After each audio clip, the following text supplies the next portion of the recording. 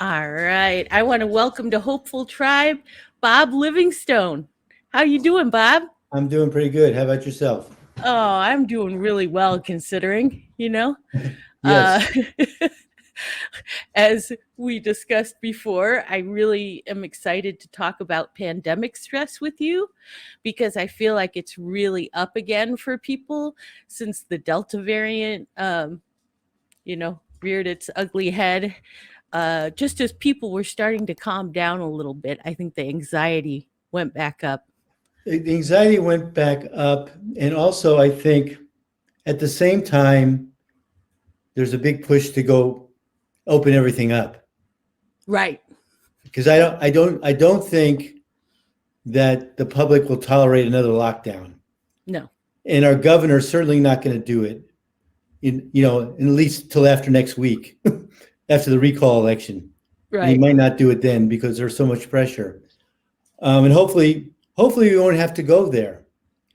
But I think what's happened during the pandemic period, during the Zoom period, Zoom school at home, lack of socialization, children really lost out a lot because they missed out on normal social development of being with other kids. So what they learn? They learned how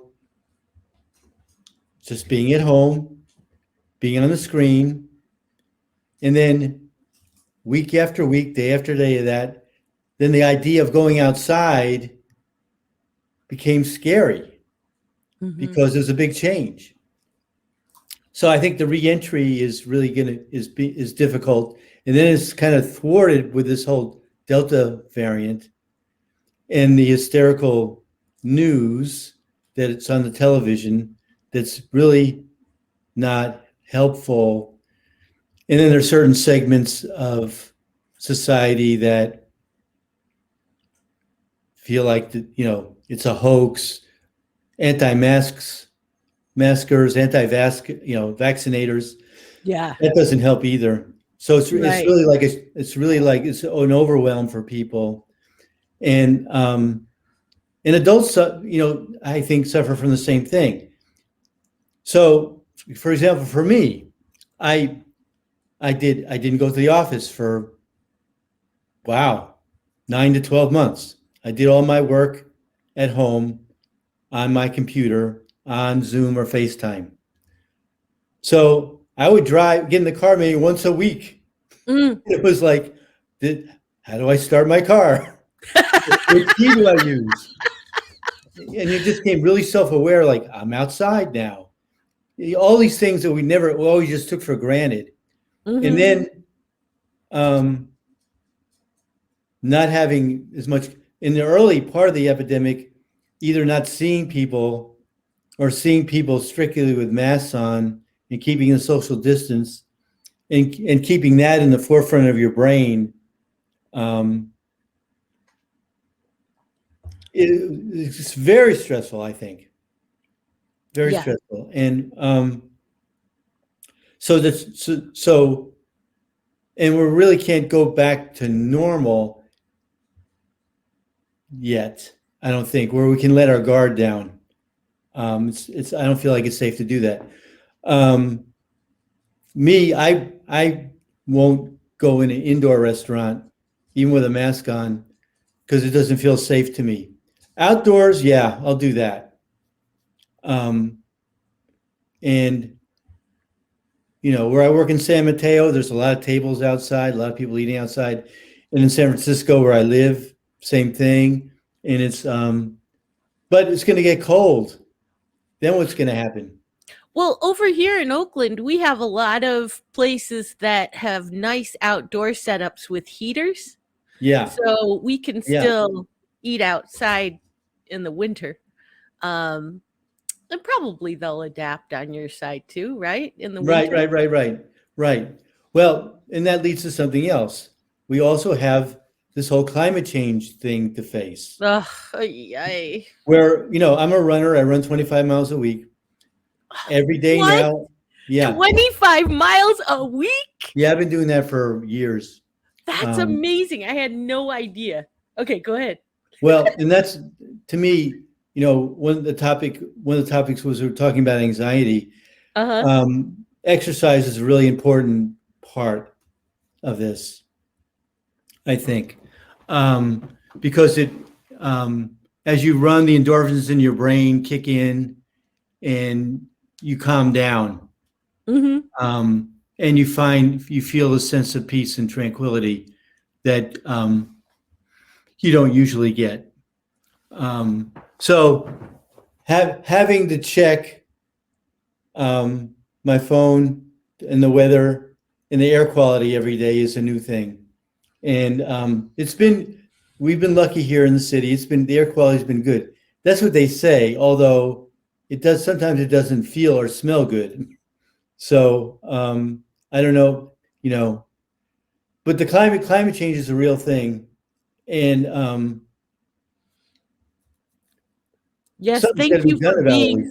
thank you for being a boomer that believes that. Yeah.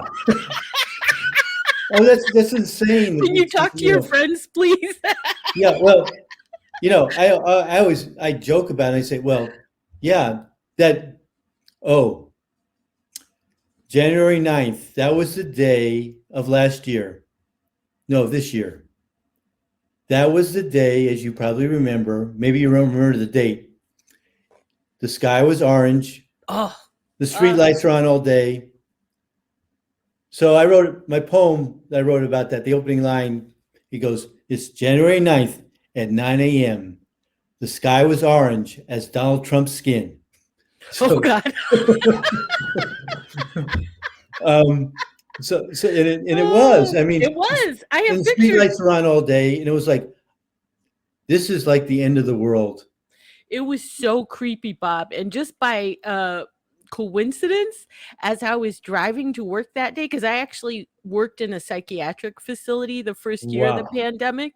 Wow. So as I was driving to work, it was just across town in Oakland, but as I'm driving to work, there was this meth head walking slowly across the street, and in that light, they totally could have been a zombie. And I thought, oh, here we Zombie go. apocalypse. Here we go.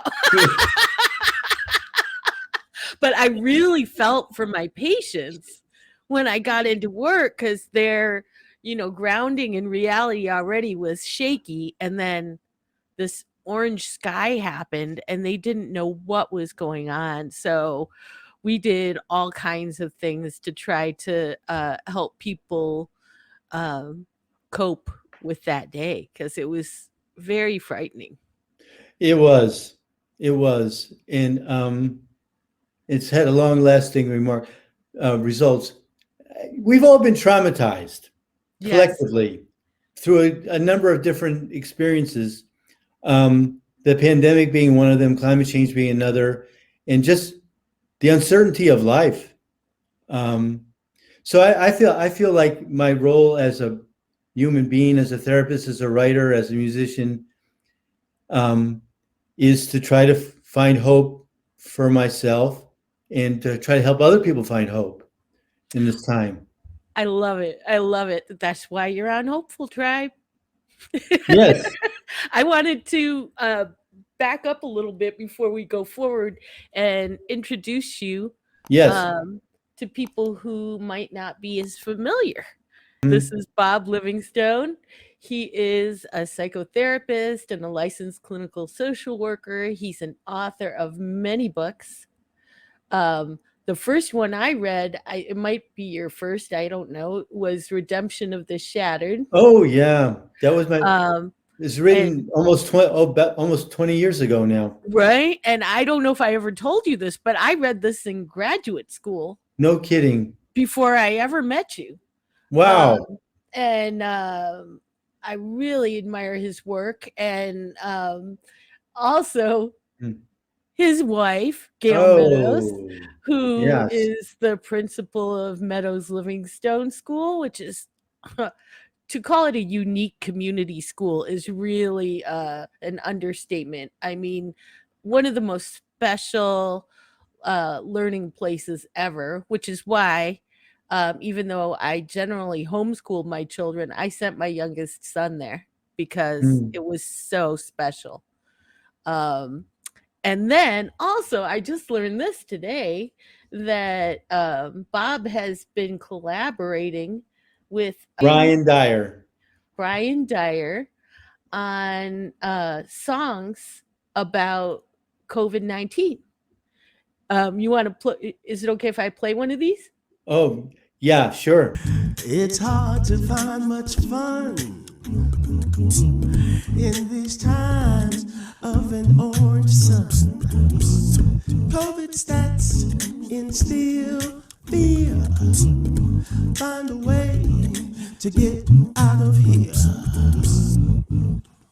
Just sent Val Demings $100. Defeating Rubio will bring us luck. Bring compassion back to the USA. All these crazies need to go away. We've got to find our own hope, loving each other, being so close. We are the masters of our fate. I know it's not too late. Push away the negativity. Be grateful of what can be. Focus on helping your neighbors and friends. Together we can make the insanity end. Yes, we can. We can bring it to an end, y'all.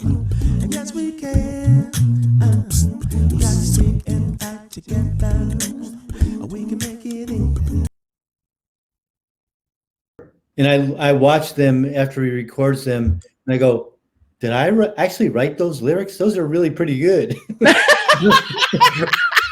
So he elevates what you. Yeah, exactly. He elevates it to another dimension. That's what's so fun about these collaborations is I feel like every time I do an interview or some kind of special collab with another creator, I get better. Wow. Yes, yes. So I want to go back to something else. Yes. You talked about Gail Meadows, my wife, and her school, and been there since 1979. Still going strong, even with the outward migration of Black people in San Francisco. I think we're down to like 3% Black people in San Francisco. 3%, yes, sir. And so she has a lot of kids who commute from Oakland. She's getting grants. And the other thing I wanted to say is that we recently celebrated our 49th wedding anniversary. Congratulations. And want to have a big party on our 50th and next July 30th. And that's, so I want to tie this in. I think when I think about my own anxiety, which I do suffer from myself, I think about the miracle of our marriage. And one is that we've been together so long and we have so much in common. And another is like, it's an interracial marriage. I'm white and Jewish. She's Black and Catholic. And we were married in a park in the middle of Kansas in 1972. And that was 5 years after the Loving decision. Right. The Loving decision was made interracial marriages legal. In 1967, in a few years before that, they got arrested for sleeping in the same bed. It was illegal in Virginia. Yeah. So it's not that long ago. And I know I tell young people, they look at me incredulous that it used to be illegal for people to intermarry. They want to return this to, the way it was back then. There's a big movement for that. Yeah, I don't think we're going back though, Bob. I hope not. No, I think people, so people have to stand up and fight it.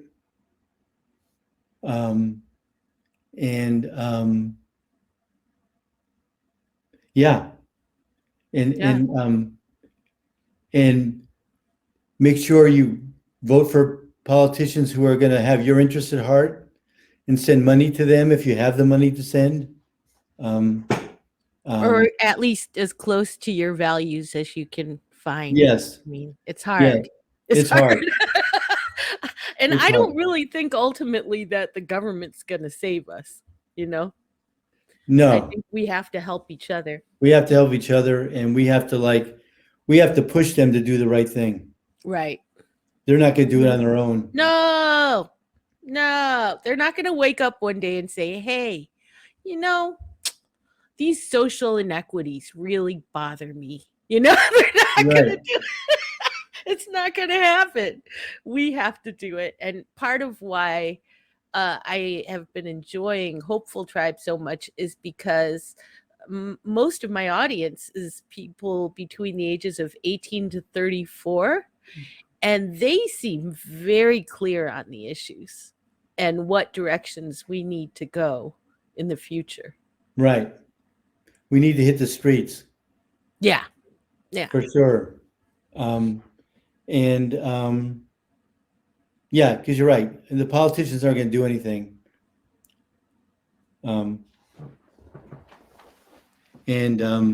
Yeah, it's just things are stagnant, and things have to change. But like you said, it has to come from the grassroots up, not the other way around. Exactly. Yeah. So, Sue, I thought I would read part of this article I wrote a few years ago about anxiety. I would love that. Okay. It's called The Anxiety Interference, What We Can Do About It. Okay. Anxiety can be a gripping, debilitating experience. It can be triggered by internal body sensations, external events, or anticipation of a situation going off track. Those who suffer from anxiety sometimes feel worried throughout the day. The fear can be experienced as deep background noise or a straight-out panic attack. Panic attack symptoms are breathing rapidly and intensely, sweating, heart racing, feeling dizzy, or tingling in hands. There are different schools of thought about what causes anxiety. One is that worrying is passed down through genetics. Another is that anxiety is environmental, that we learn to be fearful because our parents were often afraid. The third cause of anxiety is having one or more traumatic episodes in your life. Trauma can include death of a loved one, being a victim of abuse or neglect as a child or an adult, loss of a job, loss of a relationship, and other stressful situations. Living in America today is one of those stressful situations. These days, making enough money to pay rent or a mortgage is a struggle for many of us. Poor folks are denied opportunity to become successful. The middle class is disappearing, and those who have the luxury of having financial riches are constantly worried about losing their wealth. It is not uncommon to become so worn down by anxiety that the hopelessness of depression takes over your emotional world. As you sink into this lonely, desperate place, you feel hopeless and sometimes wonder if your life is worth living. The cycle of overwhelming anxiety propelling to the exhausted state of depression is soul-crushing. Okay, how do we stand up to the interference from anxiety? 1, try to always be self-aware. When you notice the anxiety feeling in your body, remember to breathe, and breathe deeply several times until you sense the anxious feeling is decreasing. 2, whenever you notice you're being highly self-critical, beating yourself up, stop immediately. Beating yourself up will not lead to understanding anxiety. It also suggests that someone was emotionally and or physically abusive to you. There are issues surrounding child abuse that create anxiety. 3, don't try to figure out what is causing the anxiety while experiencing it. It is not possible to figure out anything while you are in this worried state. While in this troubled state, we believe we are working on resolving our anxiety while we're desperately trying to make sense of it. However, we're not really working on it. We are immersed in fearful thoughts which we can't make sense of. 4, instead of trying to figure it out, go for a nature walk. Read something that will distract you from anxiety. Call a friend, exercise, go to a movie. It's okay to distract yourself in these moments. This is not a case of avoidance. 5, once you're in a calm state, attempt to understand what made you anxious earlier. 6, ask yourself if there was anything that triggered your anxiety attack. Did the event bring up a traumatic event from your childhood? Did the pressure make you anxious? Did time pressure make you feel anxious? Did someone say something to you that caused you to feel humiliated or shamed? So I also I suggest people go to my blog, which is boblivingstone.com, which I have a whole hundreds of articles in blog over the years. And I also suggest that people try individual or group therapy to deal with anxiety. Which of those coping skills do you find yourself going to most often? Wow.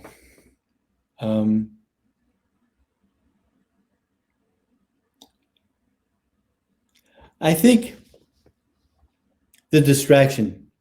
And and some people feel like, well, if I'm distracting myself, I'm not dealing with it. No, that's not true, because you're dealing with it all the time. It's always It right will there. still be there. But a healthy distraction, meaning exercise, meaning something as simple as, like, if you're going out to lunch with somebody, being into the present moment, being into the conversation, instead of like thinking about how's this person feeling about me? What do I have to do after this? How am I coming across? Trying to, like, if those thoughts come up, just try to discard them. And they're they're habitual, those thoughts. So they're like smoking cigarettes, a bad habit. So in order to break it, you have to work hard at it. None of this stuff is easy, no matter what anybody says. No, not easy. It takes hard work, but it's worth it. It's worth it. And some people, not me, have solace in having faith in their religion or their God. I wish I could, but that doesn't make sense to me. But I've really honored those people that do, and support them. Everybody has a right to believe in what they want to believe in. Believing in yourself. One thing I believe in myself is, like, whatever difficulties I've had in my life, I've had health scares. In 2009, I was running and I passed out, and I eventually ended up in the emergency room. I had a heart rate of 24. Whoa. Normal heart rate is 80 to 100. So they said, you need a heart pacemaker. I said, well, put it in. So they did. And now I'm on my second one, 12 years later. I just had it. I had a new one installed on January 6th during the day of the insurrection. And the hospital was buzzing with all that. And I was thinking, this would be a good time to be unconscious for a while. And, exactly. And I was. So Bob, you're kind of bionic now. That's kind of cool. Yeah. Yeah. But for those, it was scary, because there are times I felt like, I'm going to die, or I might die here. And I could have died. If I didn't go to the emergency room that day, I might not be here. Right.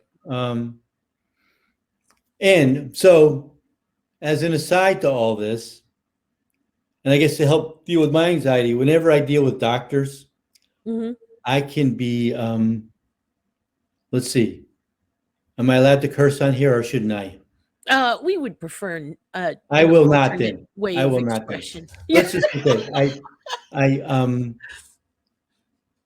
can come across as quite a disagreeable person, because if the doctors tell me something I don't understand, I keep asking questions till I understand. But that's good. You That's have to be good. assertive. If you're not And a good self-advocate in you the have to be. medical system, You have they're to going to be. end up Right? killing you. You know? That's right.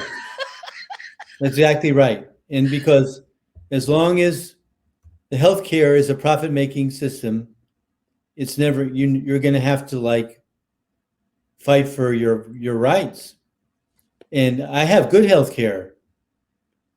Those people who don't, I can't imagine what it's like. So you really have to stand up for yourself, and that's the way the anxiety kicks in a good kind of way, because it's like, okay, I need to know what's going on here. The doctor says, well, we need to give you this test. Well, why? We need to know if this is going on. I said, I don't need to know, so I'm not going to do it. Right. So, yeah, so it's like, and then if you want a test that you think you need and they don't think you need, I always write them a letter afterwards saying, I think I need this test. And do you think I need it? If you don't, write me and tell me why. Then I find the test is ordered the next day. So it's like, you have to really stand up. So, I'm going off on this tangent, but it's all tied in. Yeah. I mean, it's all Yeah, tied in with anxiety and stress. right. And I was going to say, I feel like at this point, through all of the trials that you've lived through, you probably have a pretty strong sense of being able to handle whatever comes. Right. Right. Yeah, knowing that you have to like be on high alert. And then knowing when you don't have to be. That's the trick. Mhm. Just to be able to relax. Yeah. And I think just relaxing this time of life is not that easy either. Just like reading something. I used to read the newspaper every morning. I don't do that anymore. I'm so glad. Because it's all inflammatory, and it's all like, if you read all the headlines, like, well, what's the point of really getting up? Mhm. Everything's just doom and gloom. So maybe I'll read something online later in the day, but it's like,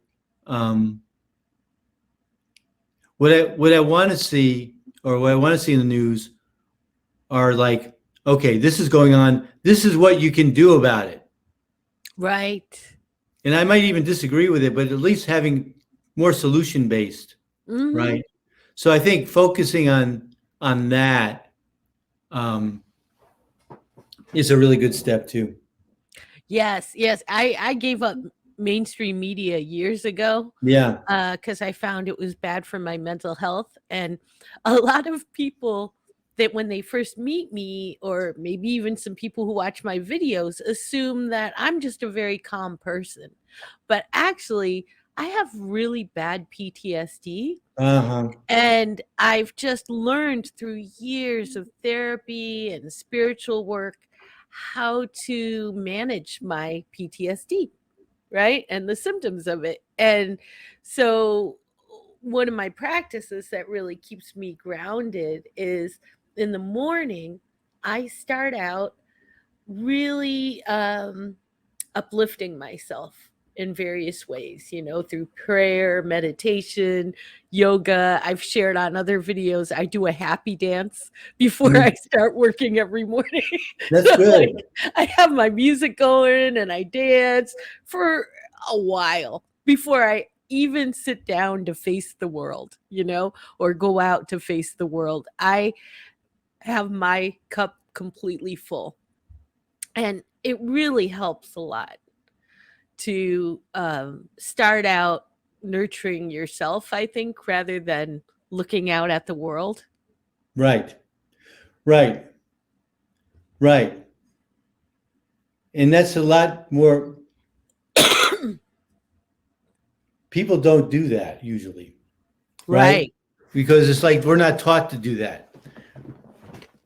And then women, in this country, and I think women of color especially are taught that they're supposed to take care of other people, Right. that that's supposed to be your main function, and you're supposed to be selfless. And if you're not, then there's something wrong with you. Right. I work with a lot of people around those issues, You're and I think selfish. it's profound. It's really like deep, and it's wrong. It's wrong, Yes. you know. But Hmm. I think that as much as we like to think that there's been a lot of change in sex and gender roles, we're still stuck in the same stuff. We're Right. still stuck in feeling like men are the providers and women are the caretakers. And it's like, that's just not true. It's not accurate. It's so limiting. And whose interest does it serve? Hmm. Right? So, and I think being scripted and feeling like you have to be a certain way, that's another like cause of anxiety, Hmm. and we don't have to be that way. Yeah, there's much more to us than that. So PTSD, well, I suffer from PTSD too, because when I was 15, my father died suddenly. And that was like my first book was about that you read, Hmm. the sand tray therapy, which each scene at that time was a scene around my father, around lots of times in the graveyard, in the cemetery. And the thing about sand tray is like a small sandbox with miniature figures that you could put in the sand, create a scene, and you could look at it and talk about it and see it, which is different than regular talk therapy, which is all in your head. And then you can move things around, and you can understand, because we all have internal parts of ourselves, like the internalized father, mother. I have the internalized teenager who was like the one who just like pushed forward and like was dismissive of people and angry. And he needed another part of me to calm him down and to give him direction, the adult part. Hmm. And when you suffer from PTSD, those parts get fragmented and they don't talk to each other. So part of the therapy is to try to help them come together, Hmm. like an internal family. We all have an internal family. And then we're in the middle of trauma, we forget that, and they all split off again. So it's a lot of it's a lot of work, and it's good work, and it's healing. Hmm.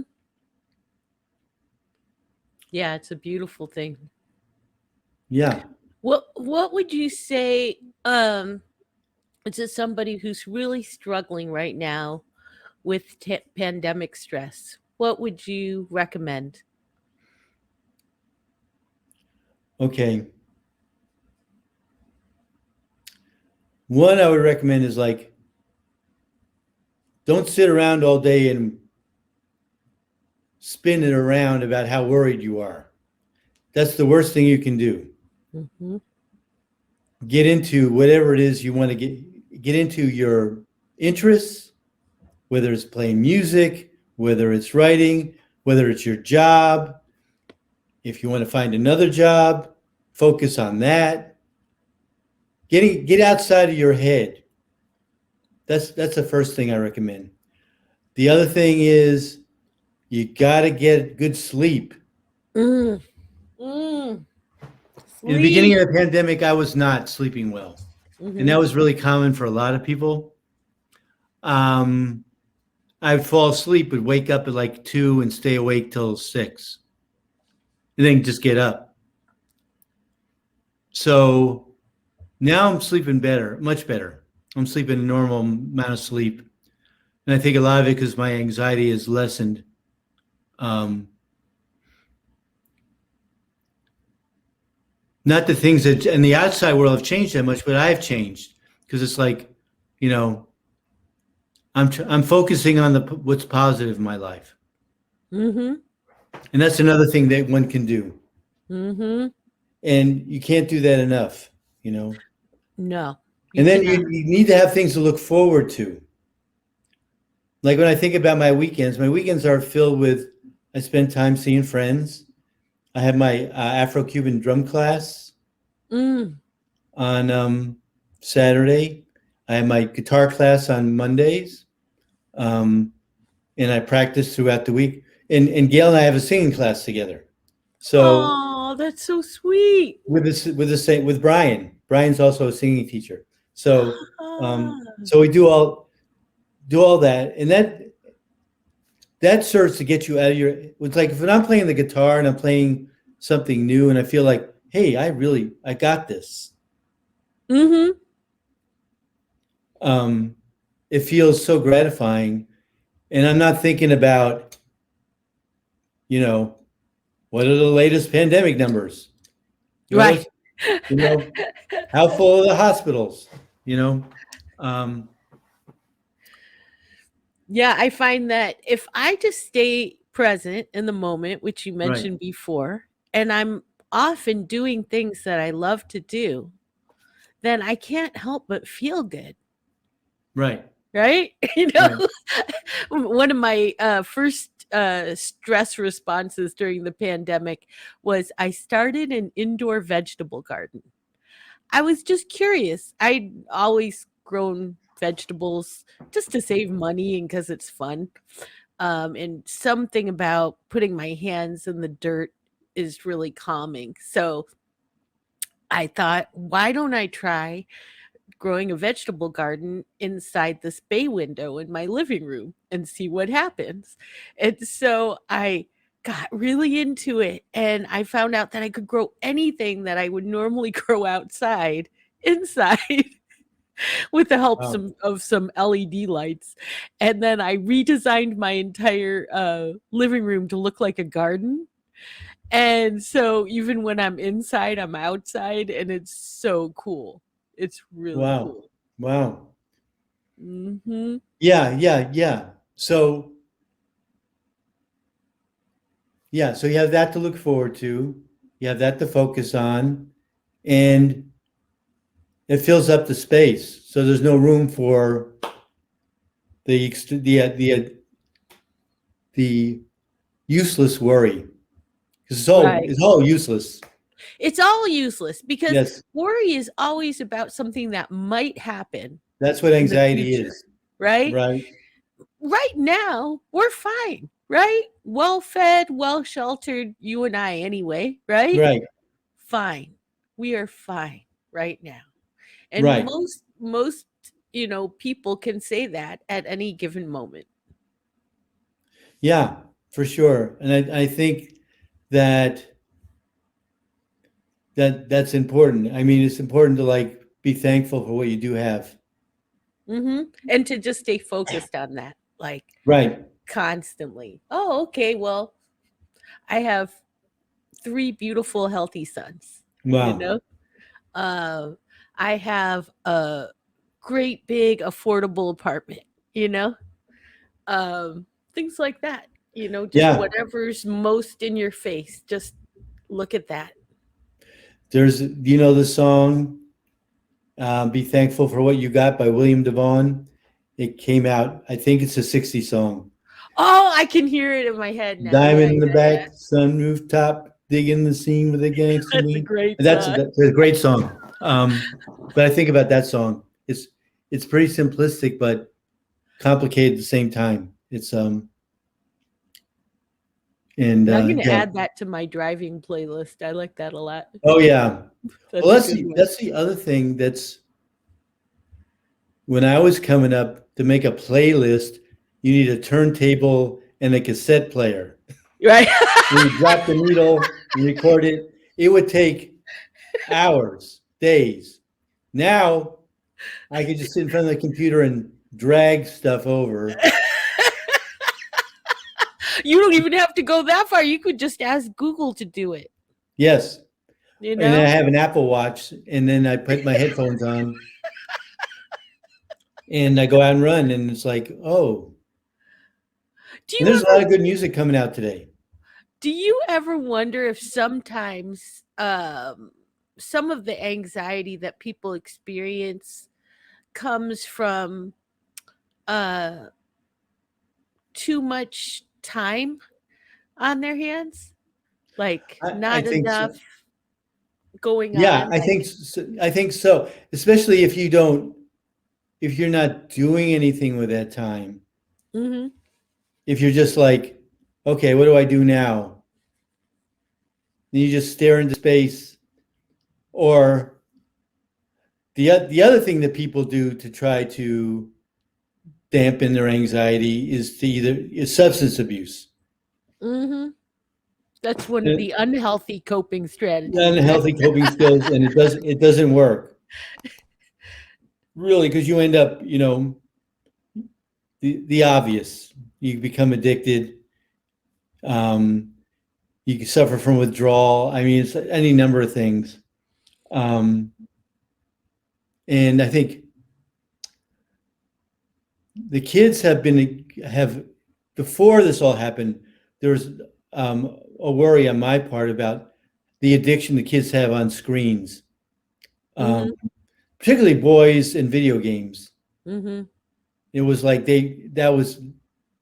um, and then during the pandemic, I learned to understand that's how they socialize.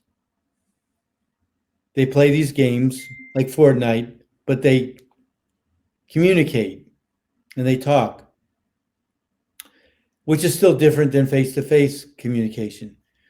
And yeah, I think that's still not. It's still face-to-face communication still isn't as valued as much as it used to be. Yeah. Yeah. And I think people forget that we're social animals, right? Right, We're pack animals. And so we actually benefit from being in the presence of other humans and touching them and hugging them and, you know, right, interacting with them face to face. absolutely. And it's like, yeah, you can't get that on a Zoom call, you know, No, no, it's not the same. and you can't. I don't know how you really, if your relationship is all based around this way of communicating on the screen. I don't see how that's sustainable. Um, yeah, so I'm hoping that. So um, I saw a news clip last night. Live concerts are happening. The Mhm, Chapel, a venue in San Francisco on Valencia, is opening up. They have shows tonight. I'm still leery about going inside, even though I'm all for like having mask and mandatory vaccination requirements at mhm. going to these places. I'm still leery about going, um, and maybe outdoor show. That would be Yeah, fun. I'm cool with all the outdoor stuff, you know? Yeah, Um, I mean, there are some exceptions. I've been in some places in the last year and a half where we were outside, but there were still too many people yeah, close to me. exactly. But mostly I'm okay with outdoor events and Yeah, yeah. me too. Outdoor gatherings with friends, um, and even my office. I have the windows wide open. I have one of those HEPA filters, those small Mhm, ones. Um, wear a mask. I feel safe there. that's Yeah. good. Um, and we'll just have to wait and see. I think um, when I hear kids going back to school in the big public schools, they eat outside for lunch, Oh, that's good. That's good. but they're still too close together, I think. But thus far, the numbers haven't spiked, which is a really good sign, at least what I can see. You know, um, And I can, I'm working with a number of high school seniors who are applying to college now. Can you imagine doing that right now? It's like, it's really difficult. And then, Yeah, I met a college sophomore that was looking forward to actually being in class in person because she right, spent her entire freshman year online, you know? right, right. And it's like, oh, in in in Gail's school, I teach this class, keeping it real with feelings, which I'm looking forward to doing it live next Monday. Nice. But all last year we did it on Zoom, and it was terrible because it's like ordinarily people would just respond to questions and just raise their hand, but on the Zoom it's like, you'd have to call people out for them, ask them to respond to the question Mm-hmm. because it was just so easy to check out. Yeah. It's so frustrating. I'm And glad I'm that, glad we're not back to that. yeah, I'm glad Meadows Livingstone is open again. Yeah. Yeah. That's beautiful. Yeah. And it's like, yeah, it's going really well. Okay.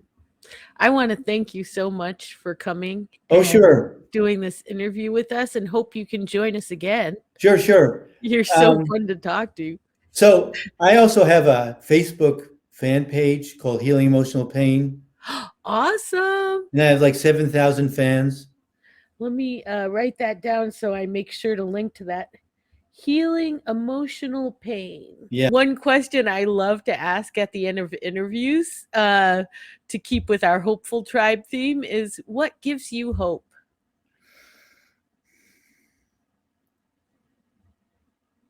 What gives me hope is when I work with my clients and they discover something they've been searching for a long time. And that I just sit there in awe of how brave they are, how resilient they are, and how I've been a part of it. So that's I guess, yes, that's what gives me hope. And then if I'm in like my darkest place and I'm working with people, either in person or on Zoom, and it's like somebody saying they're finally getting something. And some people I work with for years, 10 years plus. There's value to long-term therapy, and people who've been traumatized deserve that kind of help. Because sometimes, as you know, it takes a lot, and just learning to trust the therapist is a major deal. Yeah, it takes time. it does. It takes a lot of time. I had 3 amazing therapists in my life, and I would say it took me about a year before I really trusted them. Right, for sure.